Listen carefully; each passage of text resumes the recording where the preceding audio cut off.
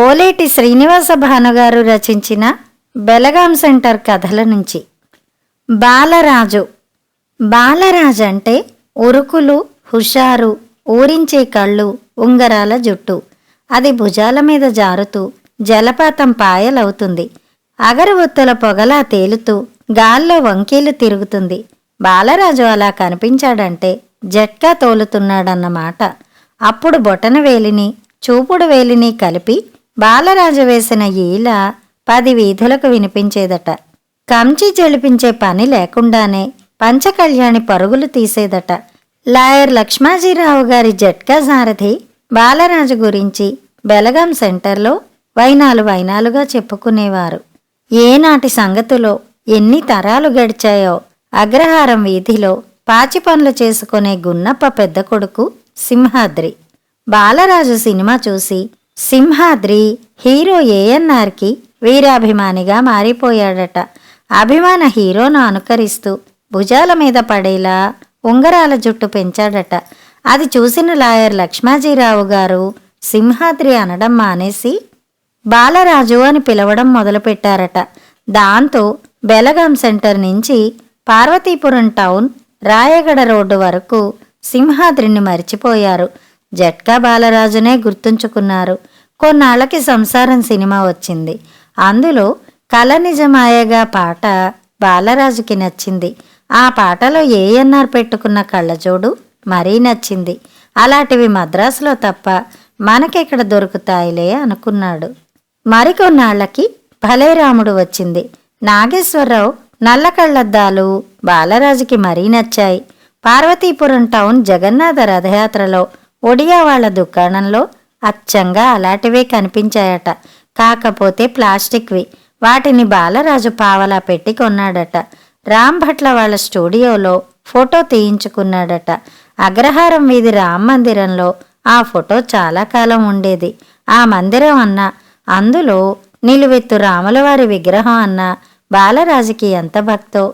బెలగాం సెంటర్లో స్టేషనరీ దుకాణం నడిపే బొందిలి భరత్ సింగ్ కుటుంబం ఆ మందిరంలో రోజు దీపం పెట్టేవాళ్ళు. మందిరం దగ్గరలోనే కోనవాళ్ల నూతికి ఎదురుగా పూరింట్లో గున్నప్ప, బాలరాజు, వాడి తమ్ముడు పొట్టిగాడు ఉండేవాళ్ళు. రోడ్డు మీద వెళ్లిన ప్రతిసారి బాలరాజు రాముడికి దండాలు పెట్టేవాడు. ప్రతి శనివారం రాత్రి అక్కడి వాళ్ళు మందిరంలోని పాల చెట్టు చుట్టూ అడుగులేస్తూ అందరితో కలిసి చెక్క భజన చేసేవాడు. భజనలు, పద్యాలు గట్రా పాడాలంటే బాలరాజే. వాడి గొంతు కంచుగంటే, వేళ్లకు ఉంగరాలు తొడికి డోలక్ మీద దరువేశాడంటే అల్లంత దూరంలోని ఈశ్వరుడి కోవెల చెరువు తుళ్ళిపడేది. బాలరాజులో ఆంజనేయుడు కనిపించేవాడేమో. మందిరంలోని రాముడు రెట్టించిన ఆనందంతో మెరిసిపోయేవాడు. ఉగాది నుంచి శ్రీరామనవమి వరకు వసంత నవరాత్రుల కోసం బెలగాం అగ్రహారం వీధి ముస్తాబు కావడం అదో ముచ్చట. ఈ కొస నుంచి ఆ కొసకి పందిళ్ళు. 10 రోజులు పండగే. సందడంతా బాలరాజుదే. నవరాత్రుల్లో వాడు రోజు ఉదయం బెలగాం స్టేషన్కి జట్కా తోలుకు వెళ్లేవాడు. విశాఖపట్నం వైపు నుంచి రైల్లో వచ్చే హరికథ భాగవతార్లను, పక్క వాద్యగాళ్లను జట్కాలో తీసుకొచ్చి విడిదిలో దించేవాడు. రాత్రి హరికథ అయిపోయిన తర్వాత మర్నాటి ఉదయం విశాఖపట్నం వెళ్లే రైల్లో సాగనంపేవాడు. రోజు హరికథ చివర్లో హారతి పళ్ళాన్ని జనం మధ్య తిప్పి పళ్ళెంలో పోగైన దక్షిణ హుండీలో వేసేవాడు. సీతారామ కళ్యాణం నాడు చూడాలి. బెలగాం మొత్తం మీదున్న 100 వరహాల పూల చెట్లన్నీ బాలరాజు కోసమే విరగపూసేవి. ఒక్క పువ్వును కూడా విడిచిపెట్టేవాడు కాదు. పిల్లలందర్నీ పురమాయించి పూలదండలు కట్టించి పెళ్లి పందిర్ని మిథిలా నగర మండపంలాగా మార్చేసేవాడు.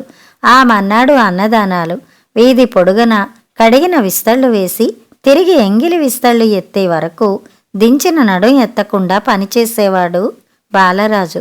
అన్నదానన్నాడు రాత్రి ఊరేగింపు బెలగాం వీధుల్లో కన్నులు పండుగ్గా సాగేది. పెట్రోమాక్స్ లైట్లు, డప్పుల మోతలు, సాముగరడీలు, నాగిని డాన్సులు, వీటికి స్వాగతం చెబుతూ చిచ్చుబుడ్లు, సీమటపాకాయలు. వాటి వెనక వరసగా ఎడ్లబళ్ళు. ఒక్కో బండి మీద ఒక్కో వేషం. ఛత్రపతి శివాజీ, భారతమాత, గాంధీగారు, బాలనాగమ్మలో మాయల పకీరు, లవకుశలు, కాటికాపరి వేషంలో హరిశ్చంద్రుడు.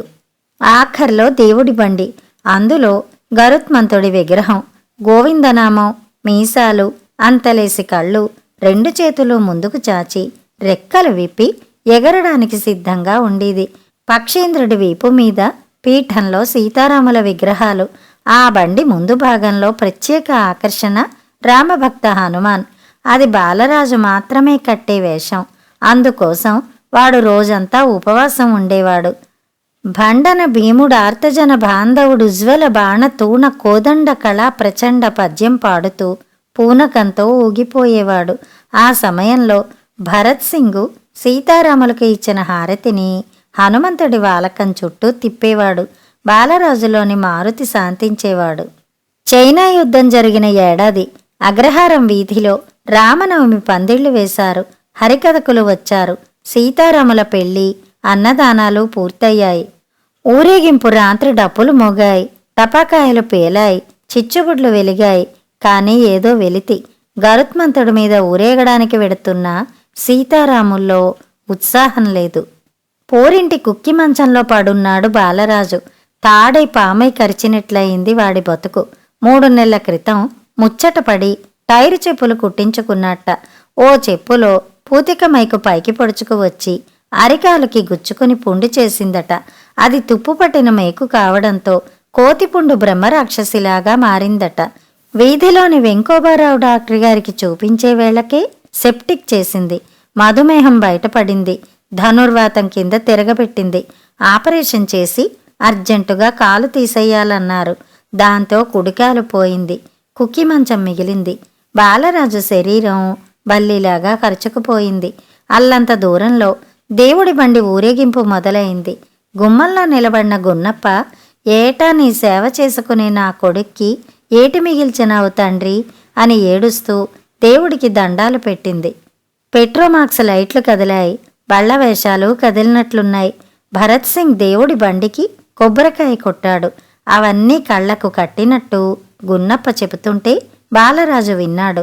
ఒంట్లో శక్తి కూడగట్టుకుని కుక్కి మంచంలోంచి లేచాడు. ఆంజనేయుడు వాలకంలో లేకపోయినా బాలరాజుకి పూనకం వచ్చినట్లయింది.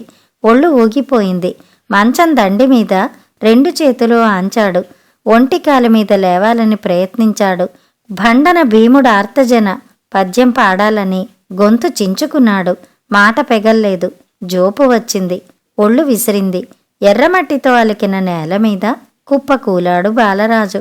అప్పటినుంచి ప్రతి శనివారం రామమందిరంలో భజన పూర్తి కాగానే రాముల వారికిచ్చిన హారతిని గోడమీదున్న బాలరాజు ఫోటోకి చూపించేవారు. వసంత నవరాత్రుల చివరి రోజు ఊరేగింపులో దేవుడి బండి మీద హనుమంతుడి వేషం ఎవరూ వేసేవారు కాదు. గరుత్మంతుడి విగ్రహానికి ఎదురుగా దండ వేసిన బాలరాజు ఫోటో ఉండేది. అందులో హనుమంతుడిని చూసుకున్న సీతారాముల కళ్ళు చిత్రంగా మెరిసిపోయేవి. కథ సమాప్తం.